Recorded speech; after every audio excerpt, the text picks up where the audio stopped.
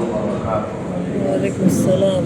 الحمد لله رب العالمين، والصلاة والسلام على سيد المرسلين وعلى آله وأصحابه أجمعين. أما بعد، فأعوذ بالله من الشيطان الرجيم. بسم الله الرحمن الرحيم. قد أفلح من زكاها وقد خاب من دساها. كذبت ثمود بطغواها إذ انبعث أشقاها. صدق الله العظيم. درود شريف পড়ি ভাই। اللهم صل على محمد وعلى آل محمد كما صليت على إبراهيم وعلى آل إبراهيم إنك حميد مجيد. اللهم بارك على محمد وعلى آل محمد كما باركت على إبراهيم وعلى آل إبراهيم إنك حميد مجيد. اللهم صل وسلم وبارك عليه. আল্লাহর অশেষ মেহেরবানি, তিনি দয়া করে আমাদেরকে বাছাই করে অন্যদের যেমন ব্যস্ততা আছে, আমরা কেউ বেকার না, সবারই কম বেশি ব্যস্ততা আছে। এরপরেও আল্লাহ তাআলা আমাদেরকে আখিরাতের ব্যস্ততাকে প্রাধান্য দেওয়ার তৌফিক দান করেছেন। আল্লাহর খাস বান্দাদের মজলিসে আল্লাহ বসায় দিয়েছেন। এই জন্য শুকর আদায় করে সবাই বলি আলহামদুলিল্লাহ। কালামে পাকে আল্লাহ তাআলা বলেন ফাআলহামাহা ফুজুরাহা ওয়া তাকওয়াহা ক্বাদ আফলাহা মান যাক্কাহা। প্রত্যেকটা মানুষের অন্তরে গুনাহ করার আগ্রহ এবং আল্লাহকে ভয় করে চলার আগ্রহ, উভয় মানসিকতা আল্লাহ তাআলা দিয়েছেন। প্রত্যেকটা মানুষের মধ্যে দুই রকমের যোগ্যতা, দুই রকমের চেতনা, দুই রকমের আকর্ষণ আল্লাহ তাআলা দান করেছেন।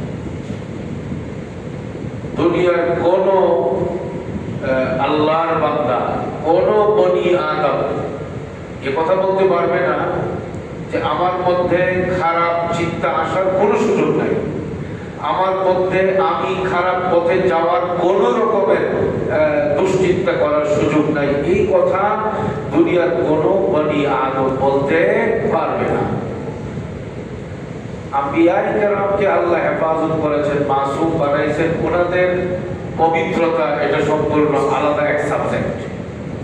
কিন্তু নবীর উম্মতের মাসলা হলো যে আল্লাহ তাআলা বলেন ফাআলহামাহা ফুজুরাহা ওয়া তাকওয়াহা। প্রতিটা মানুষের হৃদয়ে অন্তরে গুনাহ করার আগ্রহ দিয়েছেন আল্লাহ তাআলা, আবার গুনাহ থেকে মুক্ত থেকে আল্লাহর গোলামি করার আগ্রহ, এই দুইটাই আল্লাহ দান করেছেন। আয়াতের তরজমা বুঝে থাকলে বলেন ভাই, নিশ্চিন্তে গুনাহমুক্ত থাকতে পারবো এইরকম নিশ্চিন্ত থাকার কোনো সুযোগ আছে? দুইটা জগতে যাওয়ার মানসিকতাই আল্লাহ তাআলা তৈরি করে দিয়েছেন। এই কারণে পরীক্ষা জটিল, এই কারণে পরীক্ষা কি জটিল, এই কারণে পরীক্ষা জটিল। ডানে যাওয়ার রাস্তাও আল্লাহ খুলে দিয়ে রাখছেন, বামে যাওয়ার রাস্তাও আল্লাহ খুলে দিয়ে রাখছেন। আর আল্লাহ বলছেন ডানের রাস্তার মধ্যে আমার সন্তুষ্টি আছে, বামের রাস্তায় আমার গজব আছে। কথা বুঝতেছেন নাকি? ডানের রাস্তায় আমার কি সন্তুষ্টি আছে, বামের রাস্তায় আমার গজব আছে। ডানে যাওয়ার মতো মানসিকতা আল্লাহ তাআলা তৈরি করে দিয়ে রাখছেন। কেউ চাইলে ডান পথেও চলতে পারে, কেউ চাইলে বাম পথেও চলতে পারে, কিন্তু বাম পথের মধ্যে আল্লাহর সন্তুষ্টি নেই। সব রকমের বাম পন্থা, সব রকমের অন্ধকার, সব রকমের গুনাহ, সব রকমের আবর্জনা থেকে নিজেকে মুক্ত রাখবার জন্য কি করতে হবে? তাসকিয়ায়ে নফসের আমল করতে হবে। কি করতে হবে ভাই? তাসকিয়ায়ে নফসের আমল। তাসকিয়ায়ে নফস মানে নফসকে পবিত্র করা। এই নফস এটাই কাউকে জাহান্নামের আঙ্গার বানাবে। এই নফস এটাই কোনো মানুষকে আল্লাহর প্রেমে পাগল বানাবে। তাসকিয়ায়ে নফস যে ব্যক্তির হাসিল হয়ে গেল, এখন আর বামে যাওয়ার মতো ওই রকম মানসিকতা নাই। এখন শুধু গাড়ি টানলে ডাইরেই যায়, এখন দেখলে শুধু ডান দিকেই দেখে, কথা বললে শুধু ডান দিকের কথাই বলে, পা দিলে শুধু ডান দিকেই যায়, শুধু মসজিদেই যায়, শুধু তিলাওয়াতই করে, শুধু নেকির কথাই বলে, শুধু চোখ দিয়ে হালাল জিনিসেই দেখে, উপার্জনে শুধু হালাল জিনিসেই পকেটে ঢোকায়, নিজের চিন্তা চেতনা দিল দেমাগে আল্লাহ, রাসূল, জান্নাত, পরকাল এছাড়া আর কোনো চিন্তা আসে না। শুধু আল্লাহর ভয়ে কাঁদে, মার্কেটেও কাঁদে, ঘরেও কাঁদে, একা একা কাঁদে, প্রকাশ্যে কাঁদে। এইরকম পরিস্থিতিটা তৈরি হয়ে যাবে। এই ব্যক্তির তাসকিয়ায়ে নফস হাসিল হয়ে গেছে। তার মৃত্যু হওয়া মাত্র আল্লাহ তাআলা ডাক দিয়া বলবে, ফেরেশতা ডাক দিয়া বলবে, তোমার জন্য জান্নাতে রেডি, কবরে আসো, জান্নাতের গ্রাম তুমি পাইতে থাকবা। উদখুলি ফি ইবাদি ওয়াদখুলি জান্নাতি। এই তাসকিয়ায়ে নফস গুরুত্বপূর্ণ কতটুকু? জান্নাতের প্রয়োজন যার যতটুকু প্রয়োজন, জান্নাতের প্রয়োজন যত বেশি, তাসকিয়ায়ে নফসের জন্য সময় দেওয়ার প্রয়োজন তত বেশি। তাসকিয়ায়ে নফস হাসিল হবে কিভাবে? তাসকিয়ায়ে নফসের জন্য কিছু সময় দিলেই এই রাস্তায় আগানো যায়। কোথায় সময় দেওয়া? আল্লাহ ওয়ালাদের সঙ্গে সময় দেওয়া, আল্লাহ ওয়ালাদের মজলিসে বসা। আপনার কথা বুঝতেছেন নাকি ভাই? কোথায় বসা ভাই? সবাই বলে কোথায় বসা? আল্লাহ ওয়ালাদের মজলিসে বসা, কিছু সময় দেওয়া, আল্লাহর ওলি হয়ে যাবে। একবার কি হয়ে যাবে ভাই? আল্লাহর ওলি হয়ে যাবে, আল্লাহর ওলি হয়ে যাবে। কখন আল্লাহর বান্দাকে আল্লাহ ডাক দিয়া ফেলাইবেন, টান দিয়া ফেলাইবেন, এটা আল্লাহই জানে। ডাকাতি করতেছে রাস্তায় বসে, এত বড় টাকা যে তার নামের কারণে ওই রাস্তা দিয়া দিনে রাত্রে কেউ হাঁটে না, ওখানে গেলেই সে আমাদেরকে ধরবে, তার সাঙ্গ পাঙ্গ নিয়ে আটকাবে, আক্রমণ করবে, মাল তো নিবেই, জানের উপরে আক্রমণ করবে। এত বড় ফুজাইল ডাকাত রাস্তার মধ্যে বসা থাকে, পুরা এলাকার মধ্যে আতঙ্কের এক নাম, ত্রাসের এক নাম ফুজাইল ডাকাত। সেই ফুজাইল ডাকাত জীবনটা কাটাইছে অন্ধকারে, ডাকাতি করতে করতে বড়লোক হওয়ার নেশায় জীবনকে ধ্বংসের দ্বারপ্রান্তে নিয়ে গেছে। দেয়াল টপকাইতেছে, বাসায় গিয়ে চুরি করবে, ডাকাতি করবে। একদিন রাত্রে এই ঘটনা ঘটে গেছে। দেয়াল টপকাচ্ছে, শুধু সামান্য সময় বাকি, দেয়ালের অপর প্রান্তে পড়বে, বাড়িতে গিয়ে ঢুকে ডাকাতি করবে। গায়েবী আওয়াজ আসছে, উনি শুনতেছেন। সুবহানাল্লাহ, সুবহানাল্লাহ। মানুষ দেখা যায় না, কে যেন পড়তেছে। কি পড়ে? আলাম ইয়ানি লিল্লাযীনা আমানু আন তাখশা কুলুবুহুম লিযিকরিল্লাহ ওয়া মা নাযালা মিনাল হক ওয়া লা ইয়াকুনু কাল্লাযীনা উতুল কিতাবা মিন ক্বাবল ফাতালা আলাইহিমুল আমাদ ফাকাসাত কুলুবুহুম ওয়া কাসীরুম মিনহুম ফাসিকুন ই'লামু আন্নাল্লাহ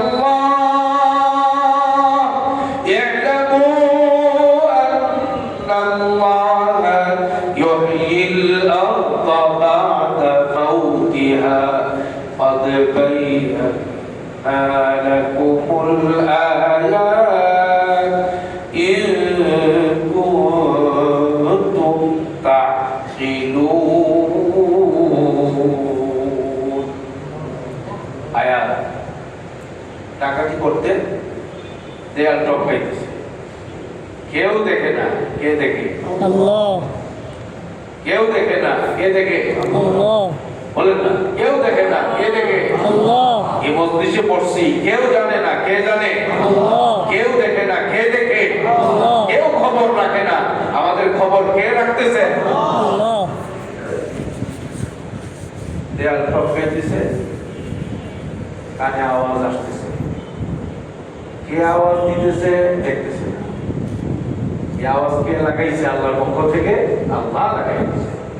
গায়েবী আওয়াজ তিলাওয়াত করতেছে কেউ যেন এই আয়াত, আলাম ইয়াহদি লিল্লাযীনা আমানু, ঈমানদারের কি এখনো সময় আসে নাই আল্লাহর ভয়ে দিল থরথর করে কাঁপবে? গুনাহ করতে গেলে আল্লাহ দেখতেছে, ডাকাতি করতে গেলে আল্লাহ দেখতেছে, আল্লাহর ভয়ে তার দিলটা কেঁপে উঠবে, গলে যাবে, তার দিলটা নরম হয়ে যাবে, গুনাহ থেকে দূরে আসবে। এই সময়টা কি এখনো ঈমানদারের আসে নাই? এই আয়াত তোর এই কানের মধ্যে শোনায় দিছে, সাথে সাথে ওই প্রান্তে না বইরা আর আগে যেখানে ছিল ওইখানে আইসা এই এক আয়াতের ওসিলায় উনি এখন আর আগের বোঝাই নাই, ওনার মধ্যে অস্থিরতা, দৌড়, জামানার সবচেয়ে বড় আল্লাহর ওলির দরবারে গিয়ে হাজির, আমার জিন্দেগি শেষ, আপনি আমার জন্য দোয়া করেন, আল্লাহ যেন এই রাস্তায় আপনার মতো করে আমাকে কবুল করেন। জিন্দেগি কোরবান করছে পরে, আগে যেমন গুনাহগার ছিল, পরে আমল করতে করতে করতে করতে আল্লাহ তাকে তাসকিয়ায়ে নফস, নফসের পবিত্রতা এই পর্যায়ে তাকে দান করছেন যে সারা দুনিয়ায় এখন আল্লাহর ওলিদের যে নাম লেখা হয় ওই নামের মধ্যে ওনার নামটাও আছে। সুবহানাল্লাহ।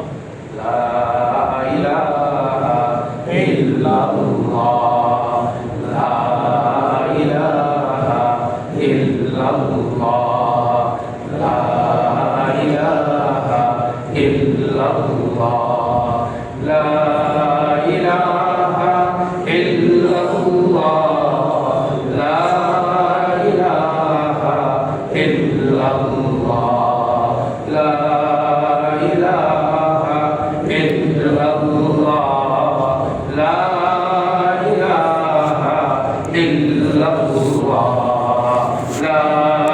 ইলাহা ইল্লাল্লাহ, লা ইলাহা ইল্লাল্লাহ। এই জিকির করারও আলাদা নিজাম আছে, নিয়ম আছে। কলমের মধ্যেই তো আল্লাহর মহাব্বতও রাখা যায়, টাকার মহাব্বত দিয়েও ভরে দেওয়া যায়, দুনিয়ার মহাব্বত দিয়েও কলমে পাগল বানানো যায়। এই জন্য লা ইলাহা বলার সময় দিলে দিলে খেয়াল করা, আল্লাহ ছাড়া গায়রুল্লাহর যত মহাব্বত কলবে আছে এই সবগুলো আমি বের করে দিলাম। ইল্লাল্লাহ বলার সময় কলবের দিকে একটা ধাক্কা লাগায় ধীরে ধীরে এই খেয়াল করা, একমাত্র আল্লাহর মহাব্বত আমার কলবের মধ্যে বসায় দিলাম। লা ইলাহা ইল্লাল্লাহ, লা ইলাহা ইল্লাল্লাহ, লা ইলাহা ইল্লাল্লাহ, লা ইলাহা ইল্লাল্লাহ, লা ইলাহা ইল্লাল্লাহ,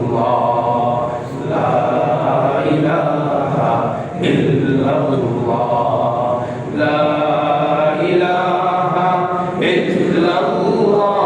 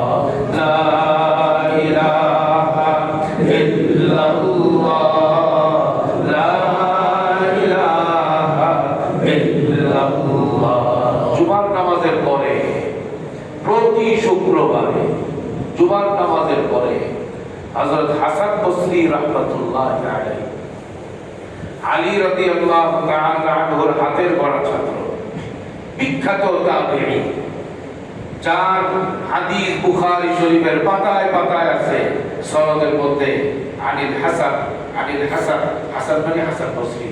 সে হাসান বসরি রাহমাতুল্লাহি আলাইহি প্রতি শুক্রবারের আমল এটা ছিল, শুক্রবারে জুমার পরে আমভাবে সবাই যখন চলে যেত, ওনার খাস সাথী যারা সবাইকে নিয়ে দরজা বন্ধ করে তাসকিয়ায়ে নফসের এই মজলিস নিকায় করতেন।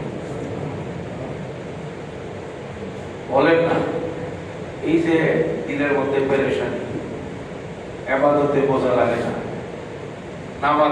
নামাজে মনোযোগ নাই, কোনো কিছুতে শান্তি পাই না, সব রোগ যত অসুস্থতা এগুলোকে দূর করবার জন্য বাজারে কোনো ওষুধ আছে? এটার ওষুধ হলো তাসকিয়ায়ে নফস। বলেন না, এটার ওষুধ কি? তাসকিয়ায়ে নফস।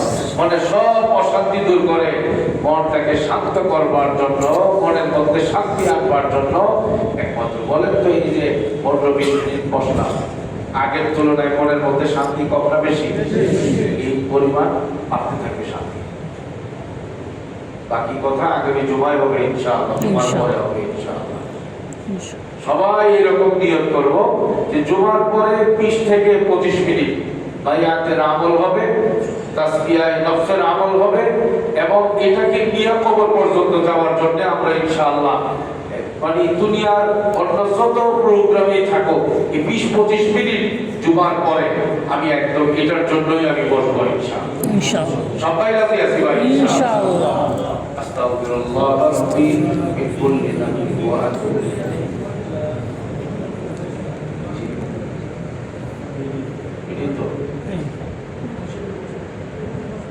মাসিক যেটা এখন হচ্ছে, এই সাপ্তাহিক যেটা হইতেছে, এটা এখন আমরা সাপ্তাহিকে নিয়ে আসতেছি, এটা এইভাবে বাড়তেছে এবং আপনাদেরকে শোনাচ্ছি।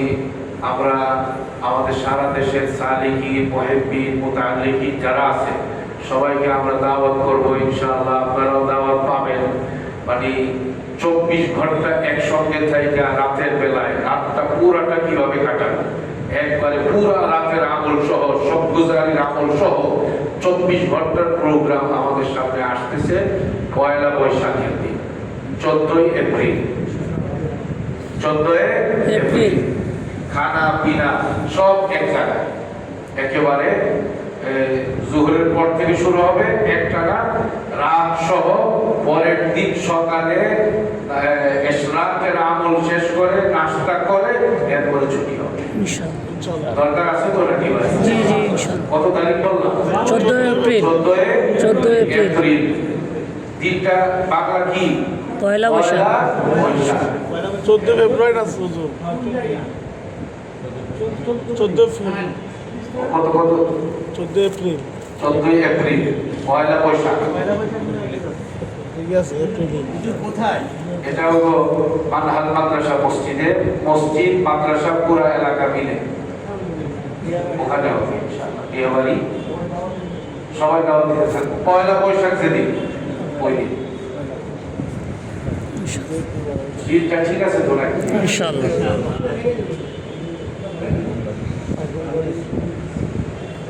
পয়লা বৈশাখ